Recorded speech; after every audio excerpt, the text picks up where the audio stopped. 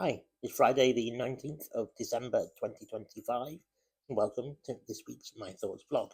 As usual, unscripted, so who knows what's going to happen.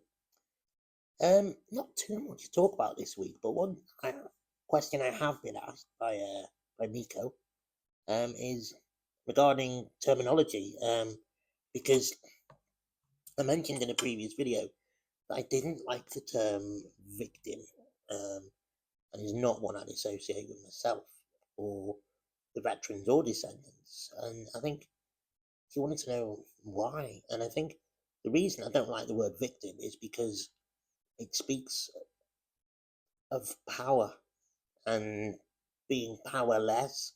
I think it infers that you're powerless because there's the strong perpetrator and the weaker victim. And this is just a personal thing, so others may want to use the word victim, and that's perfectly fine, because that's their right. And also, they may feel that they're victims. They may feel powerless in their struggle, but for me personally, I don't. And power can change, and I think that's why I would not use the term personally, because certainly for nuclear test veterans, yes, we were negatively affected by the nuclear tests and the weapons that were used. But has that made us weak and powerless? And I think the answer is no, it hasn't. I think we're actually in quite a strong position because morally, and I think that would be reflected in the eyes of the public, morally, we are actually in the right in the fact that we were harmed by the state, and that is wrong, and that makes them almost, I suppose, to put the analogy of the criminal there. They're the criminal, and certainly, yeah, some of their acts you would consider as criminal. Testing weapons on human beings, probably criminal. Should be criminal. So yeah, that makes them the criminal. Therefore, us as the ones seeking justice, we have the power because we we can bring them to account. We can haul them up in front of the lens of humanity and say what you did was wrong.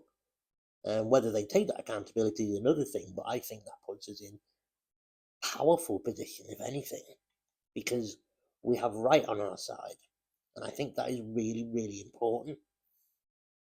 We haven't done anything wrong.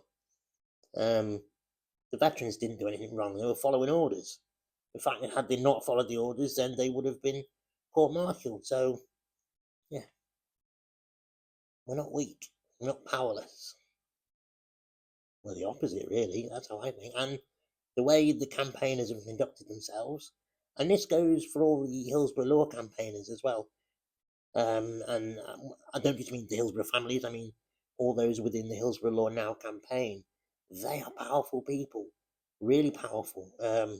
Listening to them speak, which I have done quite a bit over the last few weeks, and you know, it really makes you realize the strength that people can have from adversity, and that determination and drive to correct a wrong that was done to a loved one is really impressive.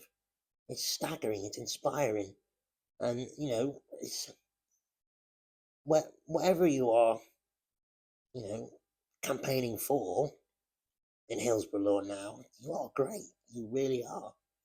You're doing great, um, and you inspire me daily. You really do, and progress is being made. And when you think about it, we have a real chance of Hillsborough Law. It's the bill's going through Parliament. The government seems to be behind it. So yeah, they ain't victims, are they? They're powerful. They created this.